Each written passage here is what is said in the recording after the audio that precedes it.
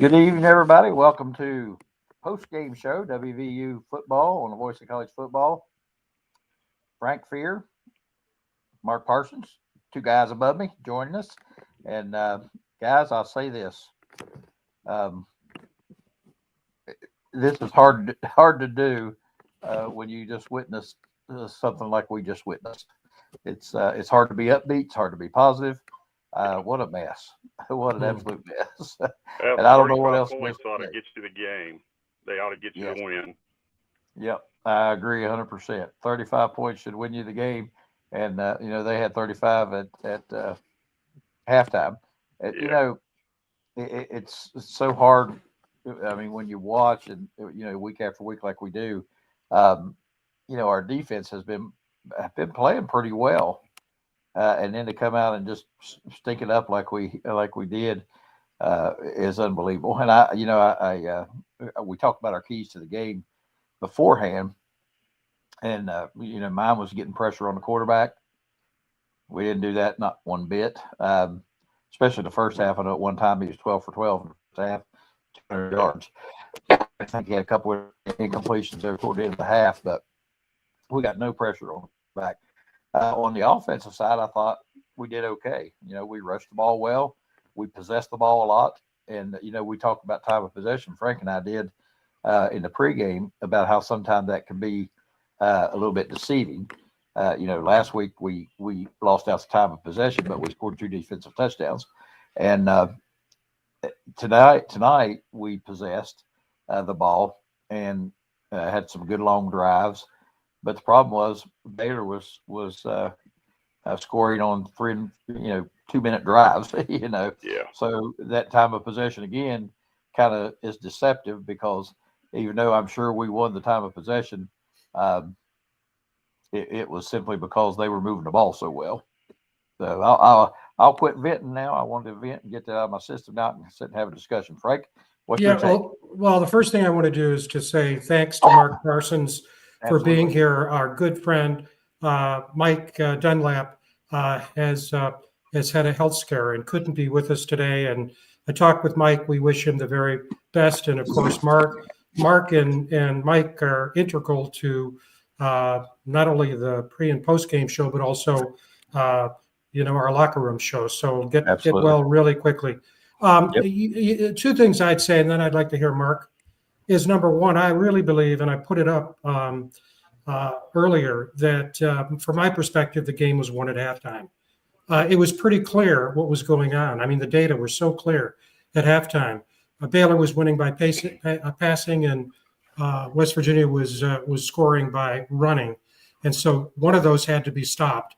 And I'm not going to give you the right stats, but Garrett Green had about 20 yards rushing after halftime.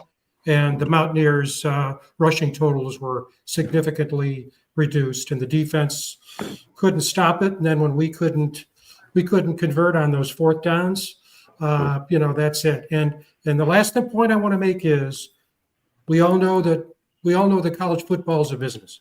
You cannot lose 4 home games in 1 year. You just can't. The ledger sheet won't allow you to do that. And if I'm the athletic director, you've got to balance everything we know that is integral about college athletics and the fact that it's a business. And right now, it's not adding up on the business side. Mark? I agree with you. I feel like they had a porous rush defense, and we took advantage of that. And we had been doing pretty good on holding the run, as Greg mentioned a few minutes ago. Our pass defense has been porous, but tonight everything was falling apart, and we couldn't match them score for score. Normally 35 points would get you a win, but we just got we just couldn't keep up. And I don't know. I don't know if it's part of it. I think is the scheme we're running. I know we switched to a 4-3 from a 3-down line. I think almost by losing 2 starters on offense to the defense to the portal, and we had 1 injury out for the season, I think it would have been to our advantage to have stayed with the 3-down line, but the switch had already been made. You know, giving that extra defensive back could have made a difference possibly in our secondary. But you know, the season's gone now, and it's you know, it's just a poor showing today. We get over 500 yards. We gave up over 500 yards. Well, yeah, you know, the thing, Mark, that is amazing about this, we gained 500 yards and scored really? 30, and we gained 500 yards, scored 35 points. They only got, see, this is the thing. They got 13 yards more total yards than we did. Wow.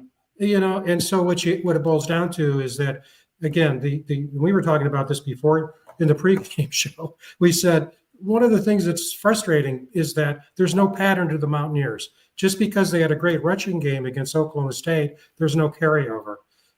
17 points on turnovers against Cincinnati. It's like everything's a one-off. And so but one thing that is a pattern is that backside is profoundly weak. And the linebackers, I think there was one sack that we had, and that was it. And it's just, you know, I feel the fans' pain. I feel our pain. This is, you know, you wanna root on, but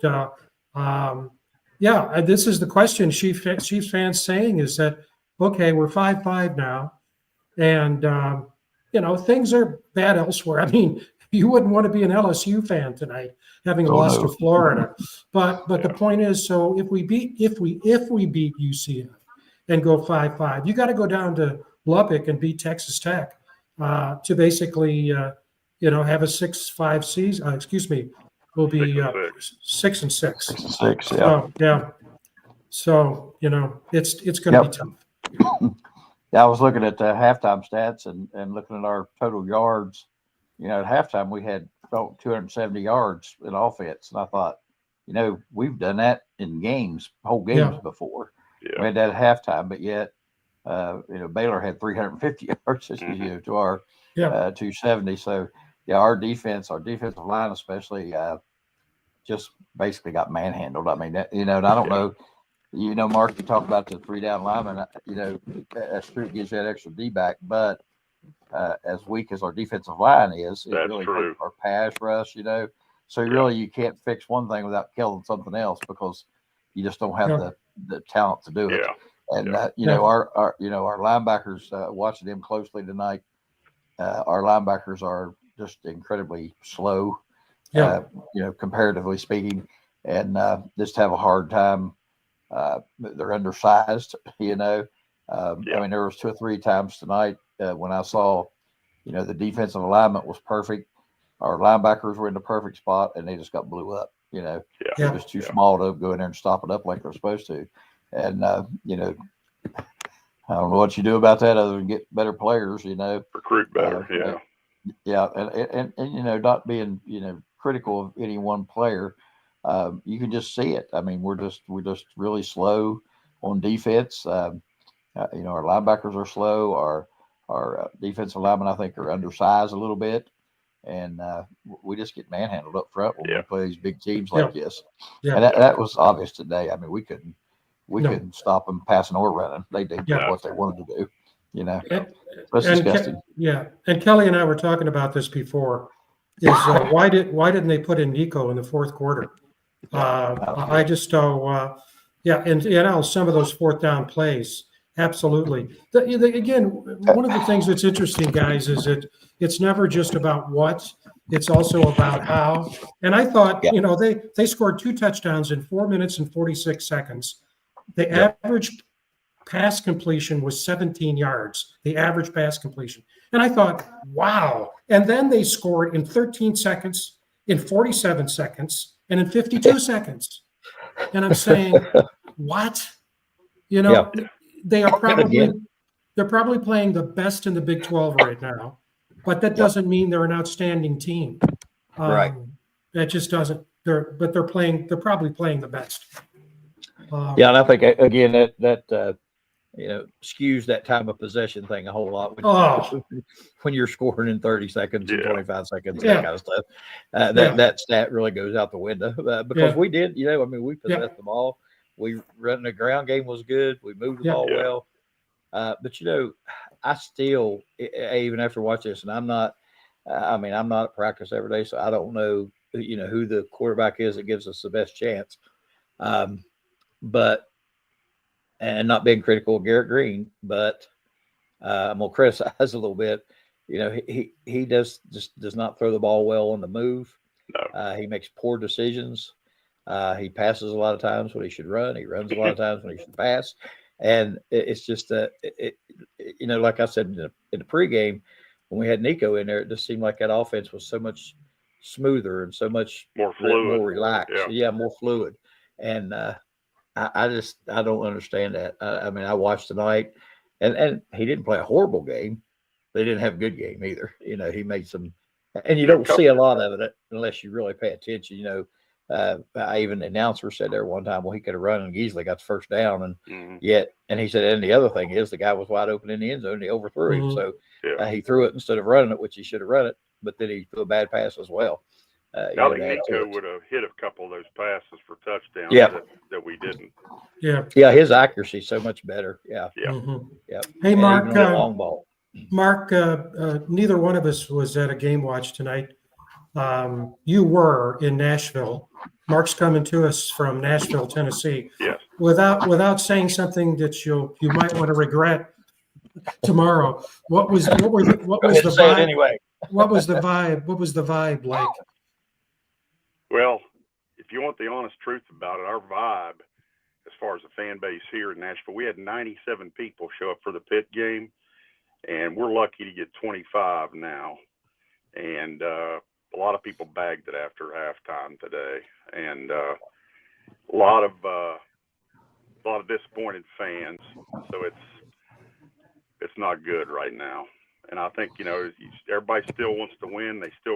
We got a few diehards out there that are here every week, but a lot of them have just cashed it in. And a lot of people, like you see on all the social media sites, they want to change the top. Whether that's going to happen or not, I have no idea. We'll see.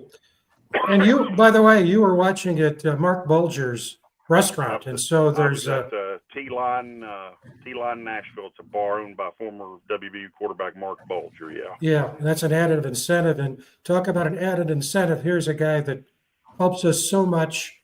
Welcome to the studio here, Jackson Johnson, who's in his $1 million studio there, I think. Yeah. How you doing tonight, gentlemen? Well, got that Bama hat on too, don't he? Oh yeah, he's a big Bama man. So Jackson, what's your take? Well, I feel like Black Sunday is coming for Neil Brown. Yeah, you could be right. Because I didn't think so earlier, but I've changed my mind now. I'll never say never, but I think it all comes down to the money. Yeah, I do too. The money coming from, Yep, I do too. Yeah, elaborate, Jackson. Well, I think that there's some way, somehow, West Virginia's going to get a lot of money, get together, be like, you know what, Neil Brown, here's your buyout. Now we're going to get a new coach for 2025. And we saw like Dave Aranda this season where he was on a scorching hot seat. And, Baylor was 2-4 to start off the year at one point. And surely it looked like he was on his last legs. Absolutely. There's no shot, right? Well, that Texas Tech win changed things for Baylor. Quarterback change. Yeah. Yeah. Well, it's interesting you bring that up because when I was watching that Baylor game last year and they put the camera on Dave Aranda, he looked like a man completely lost. That team was terrible. And, I felt the same way about BYU. And look at what both of those teams have done. And you're right. BYU's done it all season long. Yeah. But what a turnaround for I thought they were better than what they were playing, but I didn't think that they were offensively. But, when we let me put this up here. Let me put this up where we did this on Wednesday and again in the pregame show. And let me get it. Where are you? Here you are. We pretty much nailed it. If you look at that key players, there Sawyer Robertson gave us exactly what he's been doing. Again, no interceptions, a bunch of TVs, and this Bryson Washington, my God, redshirt freshman, we couldn't be stopped. And then you've got Josh Cameron. We knew those three good wideouts. Didn't hear much from Trigg tonight, but the three wideouts were going to be tough to handle, particularly with several of our defenders out. But total 1,400 yards, they just killed us. And then Matt Jones at the bottom. And I had forgotten that Keaton Thomas, was a Mountaineer. So, anyway. Yep. Yeah. One other thing we haven't talked about is these fourth down decisions, and I'm not always hounding him on going for it or not going for it.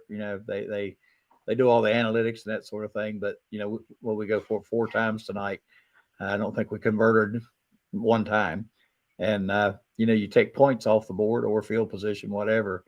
And it's so demoralizing. And, when you do that 4 times in a game, that's got to be tough on your players to be able to bounce back. That's got to be so frustrating. You get down there on the 35, and I don't know if the field goal kicker, they don't think he's good enough to make a field goal from there, too close to punt. So you go for it, which usually I'm okay with those decisions. But there was a couple times tonight I felt like he should have kicked the field goal when we were down on the 15. I think you got to take the points. You got to get some points. Yeah. I'm too old school, I guess, for the analytic crowd. Yeah, that's me. I guess I am too. Hey, I want to make a comment about misplaced Hillbillies. Comment here that I think is, we've said this before and we'll say it again. He says WVU's incompetent finances by Gordon Gee won't allow them to fire Brown unless they get big money from boosters. The reality is that between 5 and 8% of the athletic budget comes from the university. And that's the way it is at major programs. In fact, at some schools like Ohio State and Alabama, it's 0%. That's basically self-supporting. Penn State's that way. Michigan's close to it. Texas A&M, they're either at 0 or close to it. So with only 5 to 8% coming from your university budget, it's really up to the athletic director to figure out how you're going to balance your budget. And so what we can't do is to conflate we can't conflate the university budget with the athletic budget. They're pretty much separate. Yeah, and I think if you go ahead, Mark. I just think with all of the changes coming about, having to pay players, past and former players next year, and no one really knows how that's going to play out. They haven't really got that set in stone, but that money's got to come from somewhere. And I think if they're going to make a change, it's going to have to come from donors. That's right. It may already be in place. I don't know that, but that's right. And listen to Ren Baker call Mark at what Mark said there. Listening to Ren Baker, that's pretty spot on. The fact that this lawsuit, this NCAA lawsuit, is going to cost them upwards to, I don't know what he said, 23 million or something. Yeah. Otherwise, start paying the players at 20%.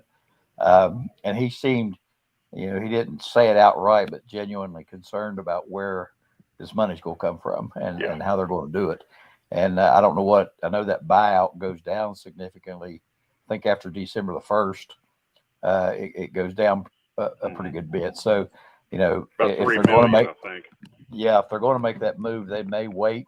Yeah. What's really the point in doing it right now? They may wait until after the season if they're going to do that. Again, I don't know. You don't know the financial situation, and it's looking down the road, there are going to have to be some plans put in place for what's coming. Even though we don't really know what's coming yet, we know it's going to be expensive. Let me take a different perspective, guys, having been in higher education administration for a long time, and also take an example from Colorado. Colorado fessed up that they did not have the money to hire Prime. They didn't. They gave him a contract they couldn't afford. And the argument was, but we can't stay where we are now. And we believe if he's as good as we think he is, he's going to pay for it. which has been true, is true. So if you're Ren Baker, you've got to balance. This is how much money we have versus the downside of having to persist in a situation where you're losing fans and you're losing donors with that. Another example, I remember when I was at Michigan State.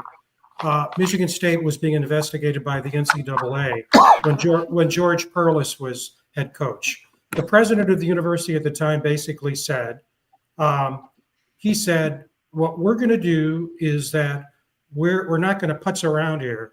We're essentially going to declare, and they did, sort of guilty, I guess the way to describe it, because the point is, and he basically went through numbers on a sheet of paper. If we take our medicine now, it's the sooner we'll be able to turn around this program and go to a bowl game and get more media money, because they were banned. MSU was banned from television for at least one season. And I think that's the way these administrators have to think. It's not black and white. It's basically evaluating a complex set of variables and then figuring out what you have to do. And I think in Ren Baker, we've got a really good person who has that capability. So I wouldn't be a bit surprised if there was an announcement. If Neil Brown's going to be let go, I wouldn't be a bit surprised if it's not sooner than later, and that an interim coach coaches the rest of the way. And I'm a Neil Brown fan. I'm just looking at this from the business perspective. Well, and the decision that Ren Baker is going to have to really think about is, does West Virginia want to be an 8-4 team, or do they want to be a Big 12 contender? Because, I mean, there's been a lot of changes in the Big 12. Texas and Oklahoma leaving the Big 12 for the SEC. The future being unknown with Kyle Whittingham. Is he going to stay another year? Is he going to retire? Kyle Whittingham is going to retire at some point. And then, we're seeing more and more changes. I mean, we could see Prime leave for either a bigger college job, or we could see him leave for an NFL job. Question is for West Virginia, do they want to be, are they happy with being a 7-5, 8-4 team, or do they want to get to the Big 12 title game, win it, get to the playoffs? I mean, I'm not expecting like natties here and there, but I'm thinking like get to the playoffs, once every few years, basically get in the Big 12 title 5 of 6 years. Yeah, and I think like what Frank was saying, basically, I think is put it in layperson's terms, is that Ren Baker has to look at this and say, can we afford to keep Neil Brown? In other words, how much is it going to cost us in donor money, in fan support, that sort of thing, as opposed to what it's going to cost us if they fire him and pays buyout and all that sort of thing. What's the difference? That's what he has to weigh. Is it going to cost us more to keep him? Look at the crowd today. Nobody there. Upper deck was empty. Yep. And halftime it was even less. Now I'm sitting there watching Georgia and Tennessee, and they got spelled West Virginia wrong. So nothing going right. Yeah. Well, and as we, Thank you, Mark. I'm glad somebody laughed at that. Yeah. I also think that, and we talked about this, it's not just what happens, it's how. When you think of how quickly Baylor scored tonight, a couple plays, it's just what it does is, obviously, this is no headline. Fans want to have fun. They want to be able to get behind their team. And the last thing they want to do is be embarrassed. And you can't sit there and watch those fast touchdowns and not be embarrassed. Now here Russell says, I love my Mountaineers, but honestly I'm at the point I hope they lose just to get rid of Neil Brown, and I'm sick to my stomach to say that because I love everything the WVU. And I think Russell, there are a lot of folks out there who feel the same way. I agree. I think a lot of people feel that way. And like you were saying, back to what you were saying, Frank, it's like for me, I'm sitting here watching the game, and we down 7 at halftime? Was that what it was, or 14? I don't remember now. But 7, yeah. We were down 7, and I'm sitting here. It's over. I didn't feel like we had any chance of winning the game after halftime. I thought it was over at that point. So as a fan, you get so dejected, especially when you see how they score these touchdowns. They'll get, I know that one pass play. We talked about this all year. Was it alignment? Was it schematic? Was it just not knowing what you're doing? You know, the guy runs down, they're playing a zone, the guy runs right down through 3 of them, and none of them guard him, and he just goes straight to the end zone for a touchdown. Yeah. Yeah, and you're sitting there going, my gosh, how many times can these same things keep happening over and over and over, and it not point directly back to the coaching? Yeah. I tried not to say that for weeks here, but that's just a fact. You know, I was just going to say, you know, talking about what Frank had talked about earlier, you know, Ren Baker, I like him. I trust his business sense. And I think any AD that's worth their salt, and I think he's a good one, they had a list of potential coaching candidates before he ever came to Morgantown. And I'm sure he's got some, if a change is made, he's already had stuff, you know, in the works. Looking at that, whether a change was going to be made or not, he was still thinking about those. He was prepared for when it happens. Right. Mm-hmm. And I think that's kind of where we're at. I think, you know, the next 2 weeks are going to, you know, be pivotal in this. You know, I don't know whether we can win 2 more or not. I mean, Texas Tech on the road is going to be tough, especially the way they throw it. Again, they don't have any defense. It's going to be another 50 to 40 game kind of thing. And UCF may be the same. You know, they run the ball as well. So I don't know. We'll just have to see how it plays out, I guess. Yeah, I'm as disappointed as anybody, but I have faith in the AD. I think he'll make the right move. I think he's made I do too. Positive moves already on coaching hires. You know, Jackson. Go ahead, Frank. Yeah, I was going to say, Jackson, you're different from the rest of us because we're focused so much on WVU. You look at WVU, but you're very involved in the network, Voice of College Football, looking at a whole variety of programs. What are you picking up anything in terms of the chatter that others are saying about WVU? And also, you know, schools, I mean, my God, LSU is in a bad state tonight. Brian Kelly at LSU has Jimbo Fisher, Texas A&M vibes written all over it. Overhyped, overrated. Everybody thinks, oh, they're going to win the big game. Now they got Brian Kelly. Yeah, no. I mean, for those that look at his record from Notre Dame, Cincinnati, yeah, he was able to lead his teams to big regular season victories, but they could never win the big game in the postseason. No BCS bowl victory, no near sits bowl victory, nothing, 0, zilch. What made anybody think it was going to be different at LSU? Oh, he's got more 5 stars. Yeah, but you're going to get the same result with Brian Kelly. You're going to be disappointed with him. And I see where somebody says Jimbo Fisher suggesting him for West Virginia. I honestly feel like it could be the same as Malzahn at Central Florida if that were to happen. I could be wrong, but I'm not. I think, and again, I trust Ren Baker to do this. I don't know enough about, what makes a great coach or not. I know if you look at records and you look at Jimbo Fisher, a lot of these younger kids don't really even know who he is. He hasn't been relevant for a while. He didn't, do the greatest job at Texas A&M with all the resources in the world. So I'm not sure what you get if you take something like that. I think us reaching out there for a name, is not the way to go. And how many of us honestly had heard of Darian DeVries, before he got hired at WVU. Now, those of us that watch a lot of college basketball obviously did, but there's a lot of folks that never even heard of him when he came up here. But I think he's a good hire for the job. So I don't know that you go, fishing for these big names. I don't know that that's going to serve the purpose at WVU. I just don't see that. I think you got to get somebody that's a little bit younger, more in tune with the portal and NIL, who know how to work and operate in that. You got to get somebody that people like because that's important for donors.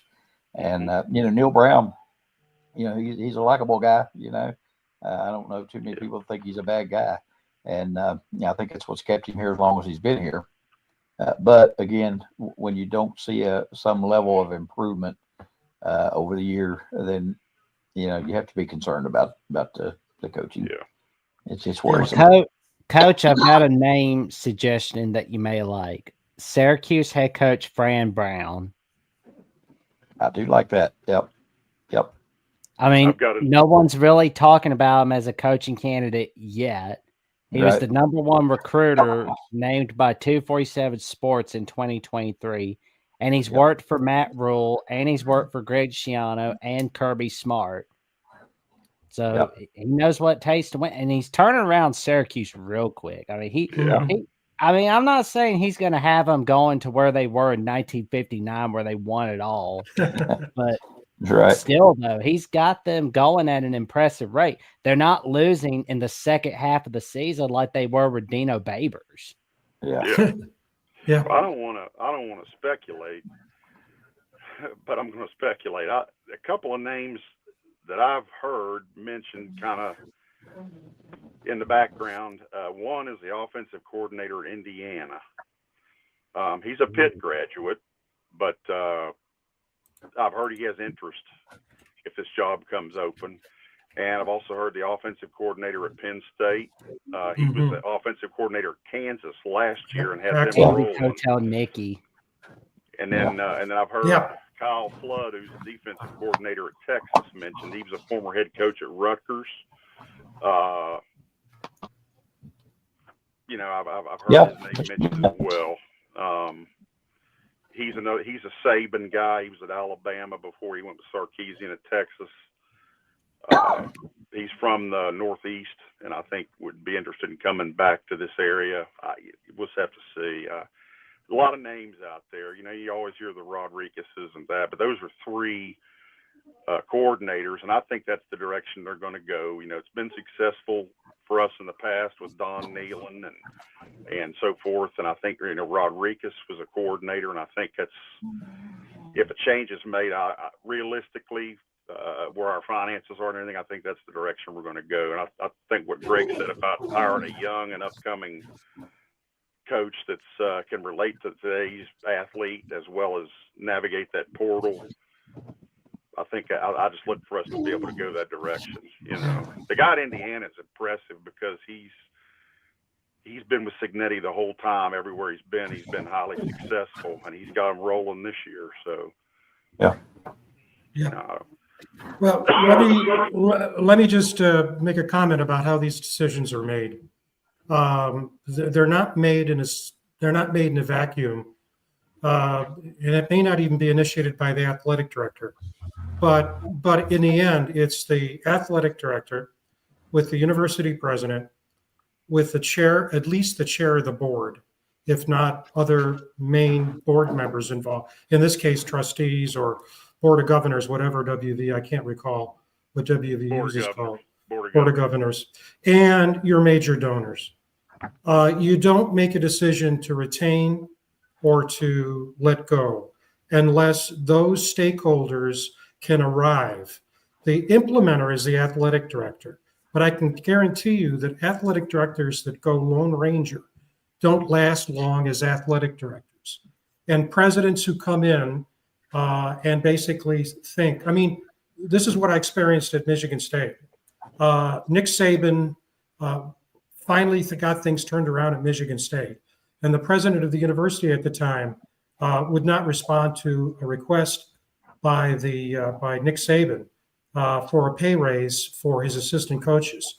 And the next thing we knew, there was a LSU plane at the Lansing airport. And the next thing we knew, Nick Saban was on that plane to go to LSU.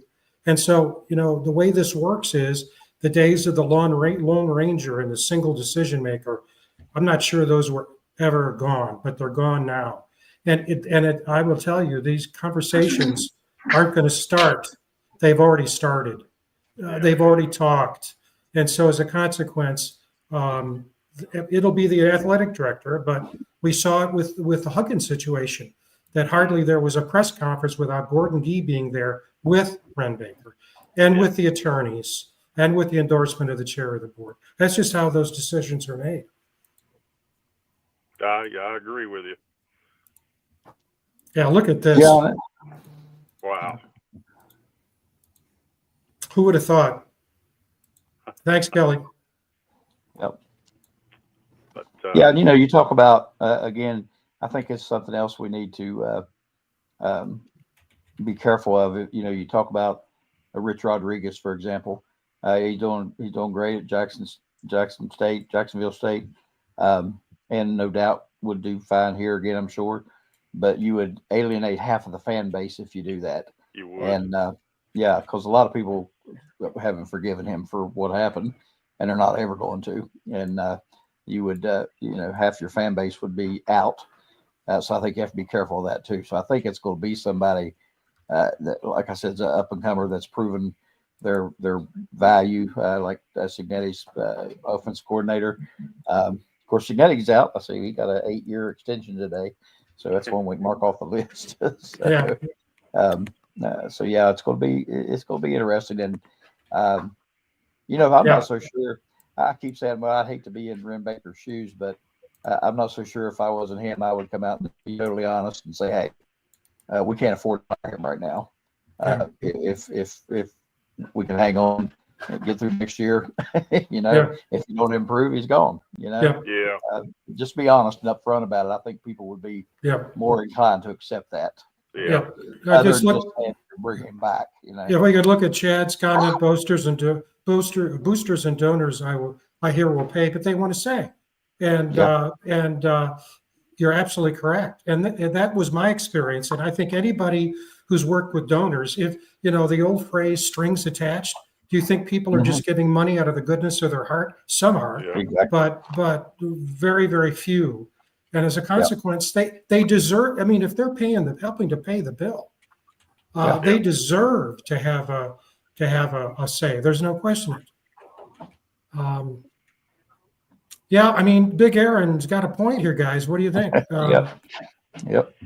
Well, I look back to Dick Martin in 1979. He was an outsider. He was AD at the time. Bird, who was the AD prior to that, was out. They brought in Dick Martin, who's a Midwestern guy, and he went outside the box. At the time, I think everybody thought Bill Mallory was going to get hired. He was a West Virginia native who was at the head coach at Colorado, and he was at Indiana, would come back to West Virginia. And then Don Nehlen came out of the woodwork, and people are like, well, who is this? But like I said before, was a proven coordinator, and from a big program, he'd been a head coach at a smaller school at Bowling Green. He knew how to run a program.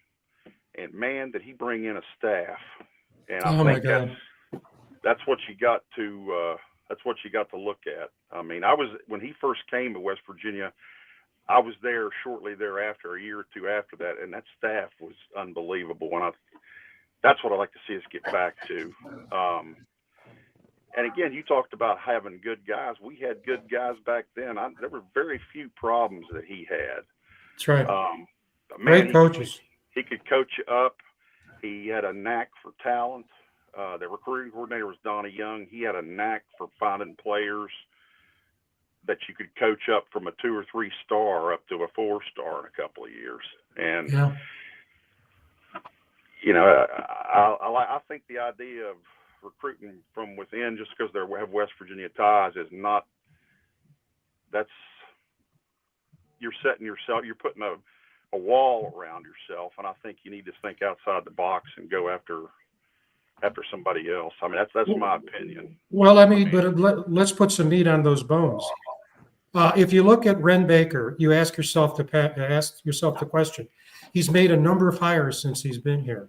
Mm-hmm. Okay, is there a pattern? I don't think one head coach he's hired has West Virginia ties. None, no. Kellogg doesn't. The volleyball coach came from Washington State. DeVries came from Drake. None of them. I mean, you have to look at patterns. It's interesting. I don't even know if Pat is coaching right now. He's been an assistant coach at a lot of places. No, he's running a workout facility, like a training type facility in Mobile. Yeah.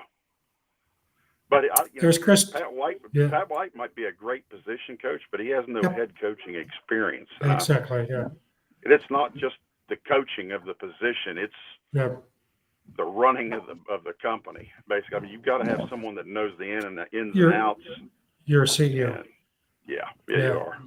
Yeah, Donnie Young was a great recruiter and a lot more than that. I mean, you look at his resume; he held about every position. It's just amazing. He was linebacker coach twice, and he was recruiting coordinator. And when he was walking around the building, he was always smiling. And I mean, he would stop and talk to you.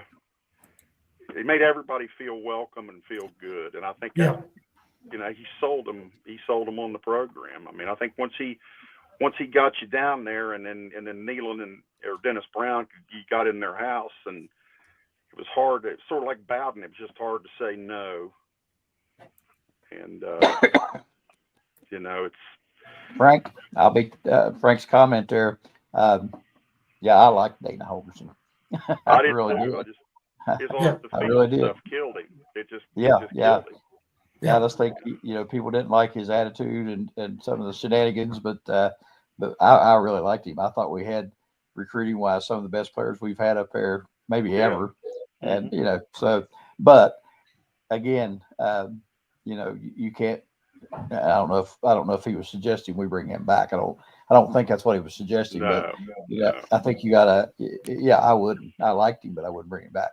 There's another guy. There was a coordinator they brought in from outside. I mean, people talk about, well, he didn't do this, he didn't do that, but he was the second winningest coach in the program's history. So he had a couple 10-win seasons. No one else has been able to do that except Don Nealon.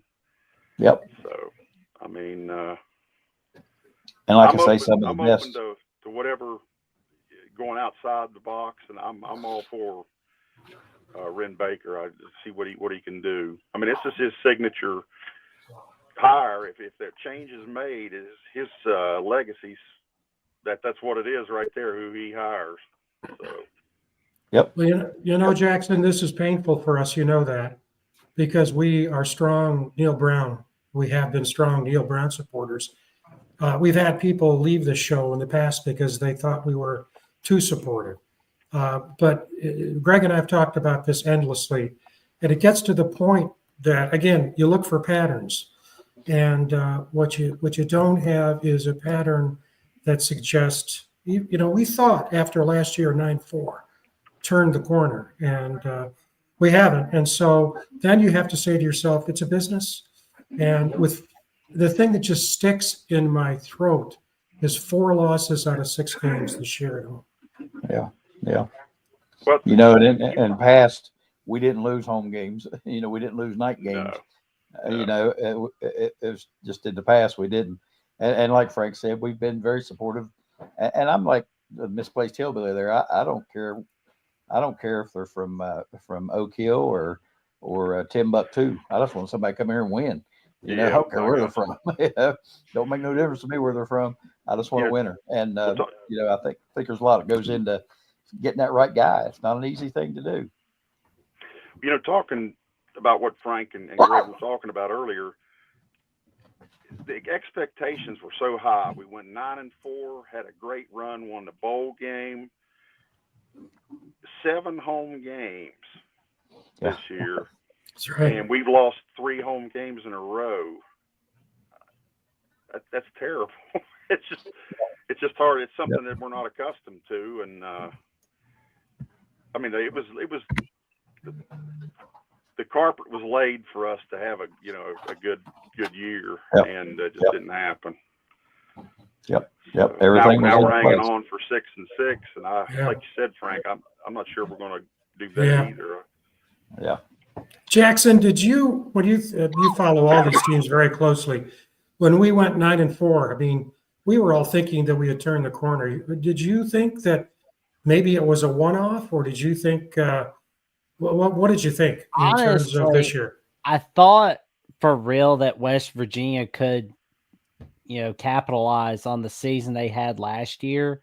But unfortunately, the bowl win they had against North Carolina, it was a North Carolina team that didn't have Drake May. That's right. So it was going to bite them, unfortunately, because like we've seen a lot of teams from bowl season, you know, have that momentum in the preseason. Oh yeah, this team's going to make magic happen, but then the season goes on, they flop on their face, unfortunately. I think the portal has a lot to do with that too. You know, we lost starters to the portal, and it's affected our bottom line pretty much. You know, in the past, before the portal was in place, you did build off that momentum. You got the bowl game, you got an extra 20 some days of practice, got a chance to develop for the next season. You know, this year, you know, we win the bowl game, and then we have how many starters? We had 3 I know we lost on defense. Yep. And, you know, it's just not the same as it was pre-NIL. Yeah, but I think looking at 7 home games, I just think that was enough right there to make people optimistic. You know, because like I said, we didn't lose many home games. No, and I give credit to their scheduling. There's going to be some 8 game home schedules here coming up in the future. He's doing the right thing. He's one, he gives fans a chance to come to games, but 2, it gives you a chance to make a lot of money. Which is what it's all about. So.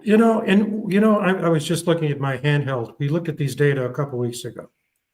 And, when I think of Neil Brown, you think of all the things he's done. It's the on-field performance that has really lagged. He's recruited good kids. They stay out of trouble. And I'm looking at the recruiting rate here. West Virginia is ranked 33. The signing day is not that far away. 33rd in the country.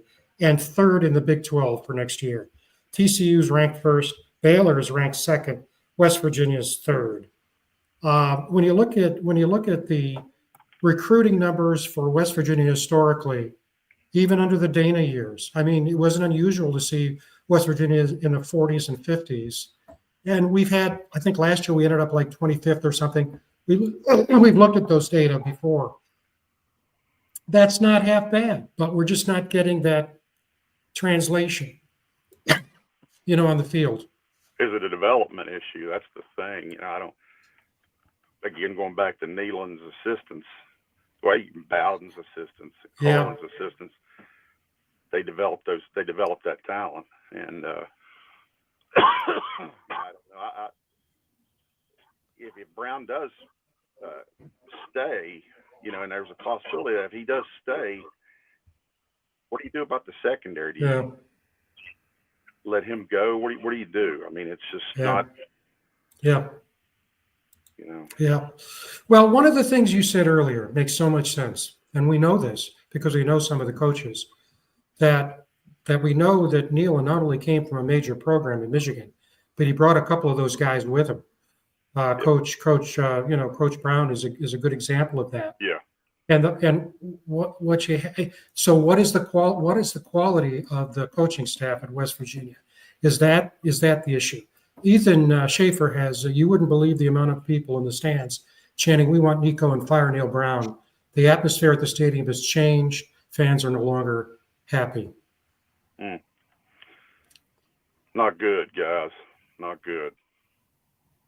This was a big recruiting day for us too.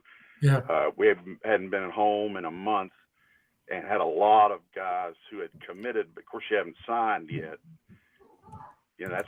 How's that look? Yeah. That's not good. So. Yeah. Hollis was, Russell saying, Hollis was great at Northwestern. Just, I don't know. Yeah. There we go. I don't know. I think I'm back. Greg's back with us.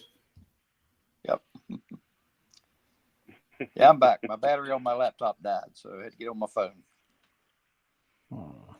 I suspected that was going to happen, but I didn't know when. I almost made it through. Yeah. Well, we got about 10 minutes left here, guys, to get our paycheck. And by the way, those paychecks, they're so big. They're really big. No, we do this as a labor of love, guys. I always told Mike Dunlap, I said, you ought to be on the payroll. And I said, if we had one, you'd be on it. But we don't have one, so you're not on it. That's good.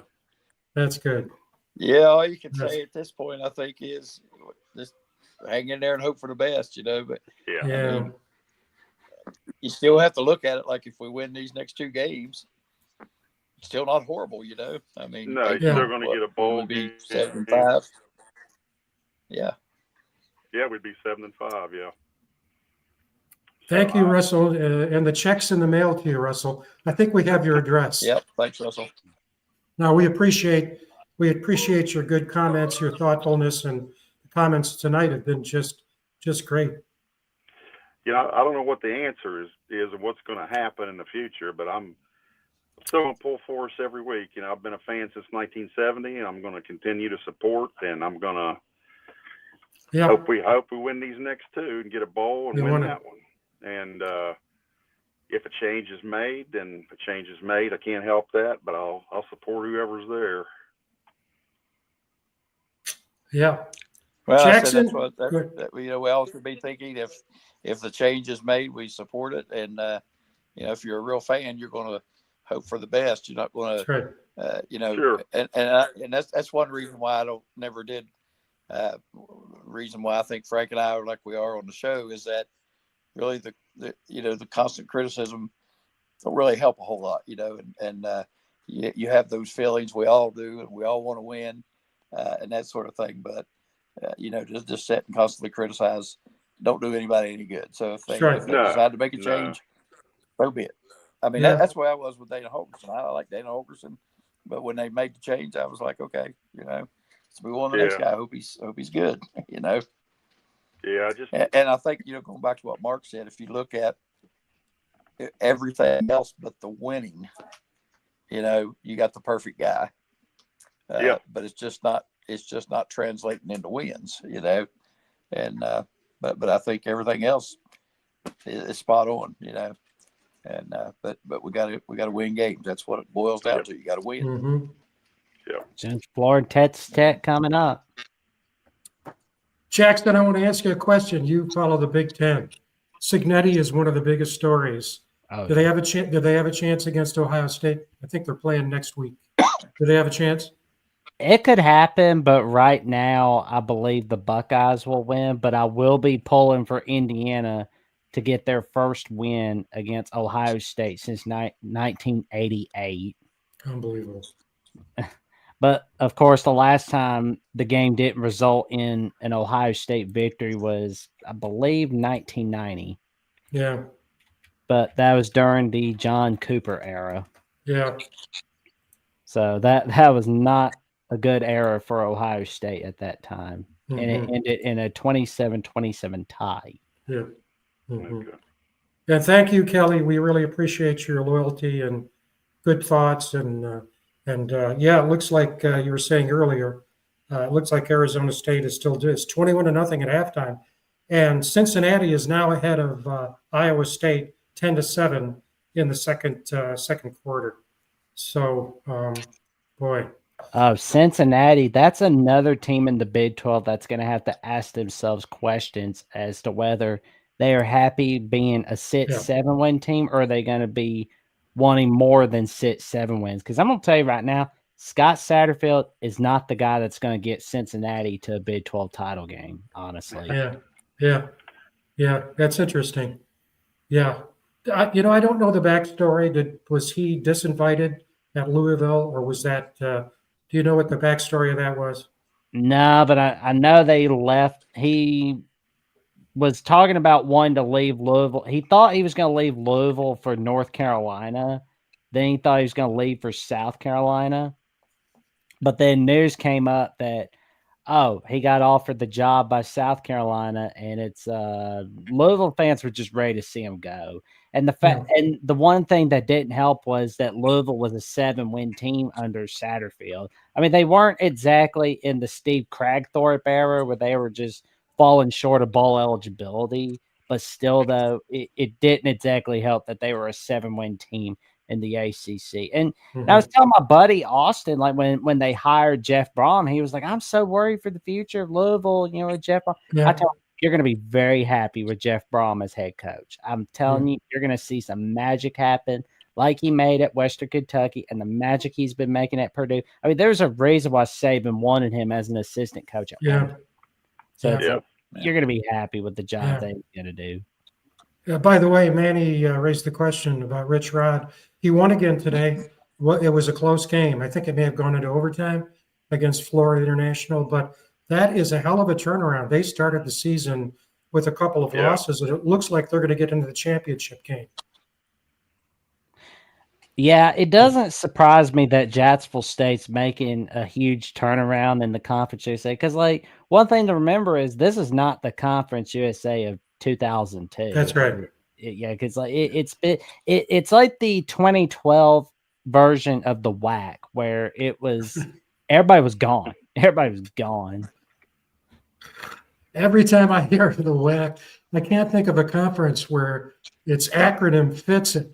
You know, California Baptist, Grand Canyon, and it's going, wait a minute, what happened to that? And I say to myself, well, TCU used to be in the WAC, Arizona used to be in the WAC, Arizona BYU. State, BYU, Arizona State, and all of a sudden it's like, I'm thinking if we submitted a proposal, we could play in the WAC. We should think about that. Jackson, you're going to be our AD. Sounds good. Oh man. Anyway, well, any final comments? Well, I would like guys? to tell Manny that I do have Rich Rodriguez's number, but I can't give it out just yet. I got to wait to see how the season unfolds. You make a vow when you get these numbers that you don't share them with anybody. So, yeah, boy, I tell you. Have to be Now, that's called, by the way, for those of you who don't know, that's called bragging. Yeah, name dropping. Name dropping. Name dropping. Yeah. There you go. That's good. No, we all have networks, that's for sure. I don't think I got this one up, did I? Yeah, I mean, I like this. It's not okay golf,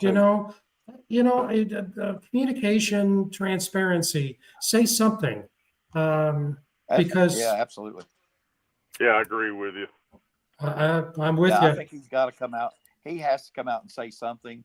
And I mean, no matter what it is, if he says, we're not ready to make a change right now, we still got to finish out the season, see how it goes, or we can't afford to make a change, or we're giving him a 2-year extension. He needs to say something, not necessarily to quiet the upset folks, but just to tell everybody this is where we're at.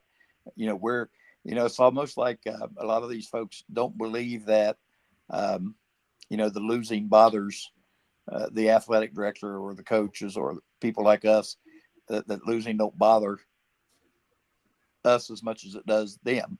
Yeah. And I think if he comes out and makes a statement, that lets people know that, yes, he's aware that we're struggling, and he's aware that something may have to be done.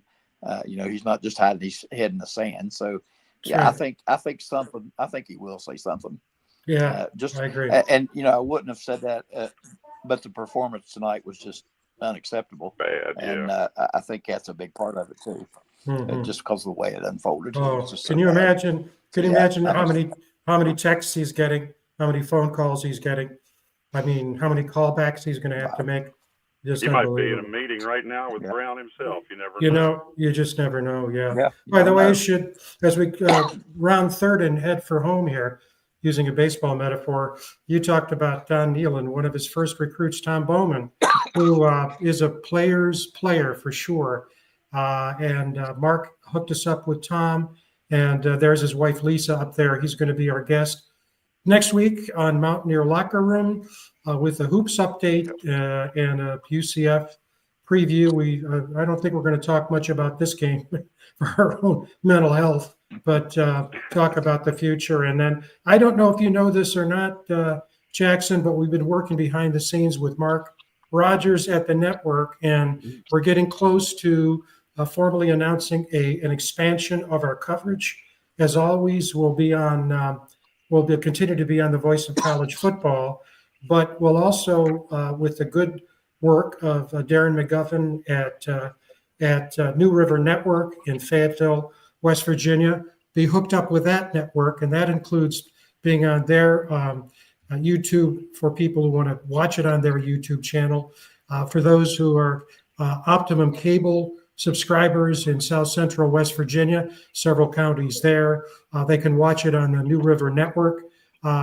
They can watch it on Roku, literally anywhere in the world. Nice. If you subscribe to Roku, we'll be on Facebook through New River Network. And also for those people who like websites, you can watch it on Watch NRM. So we're excited. We hope to launch this Wednesday at 7 o'clock.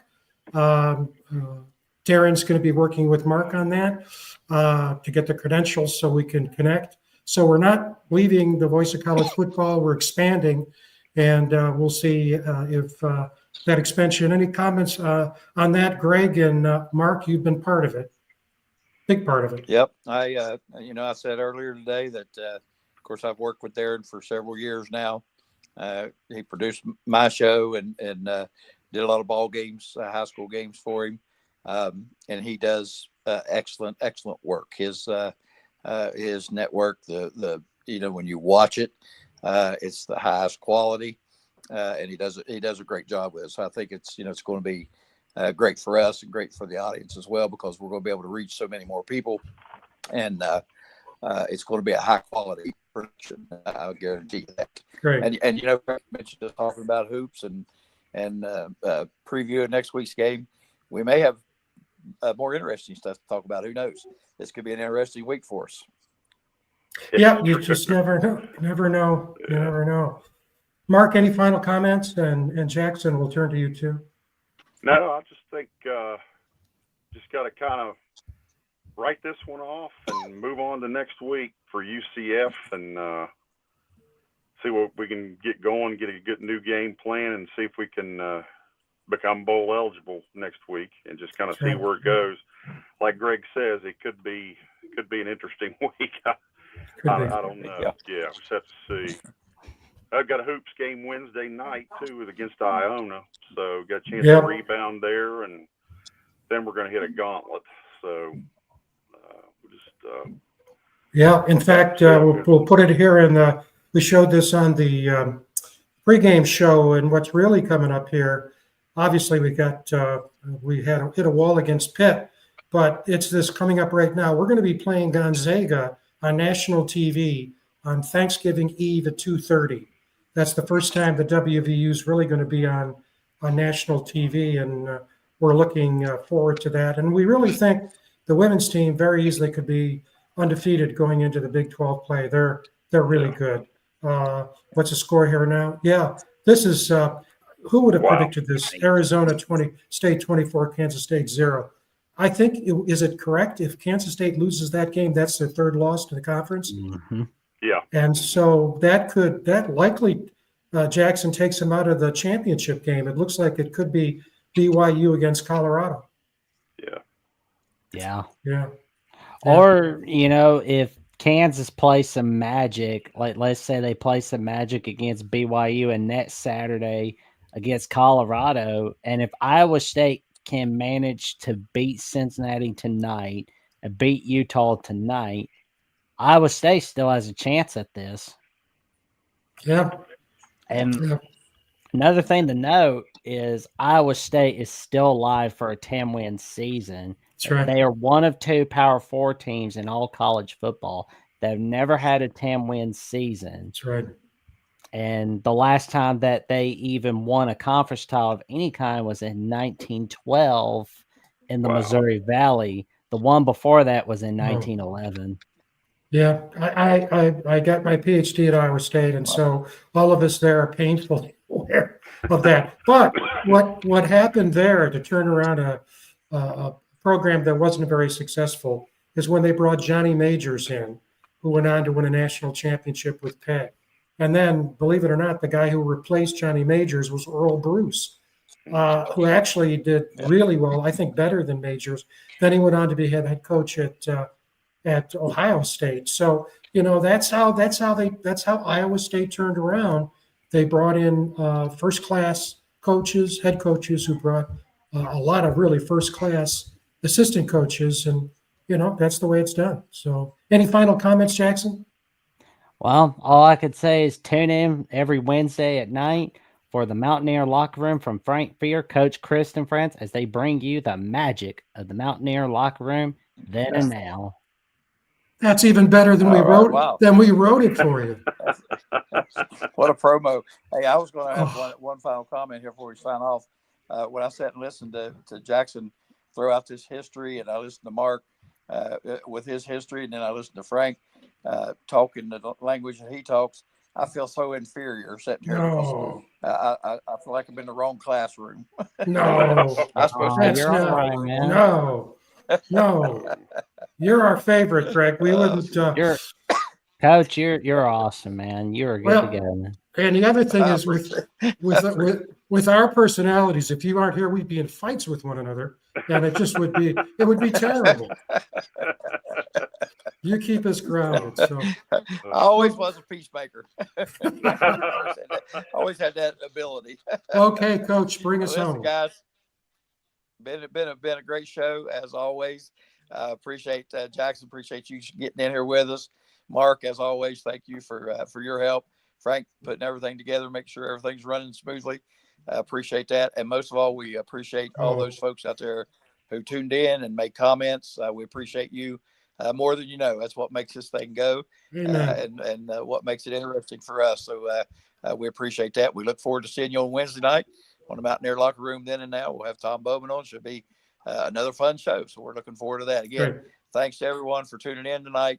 We bid you good night, and let's go Mountaineers. Yeah, and Mike, get yourself well. That's right. We need you.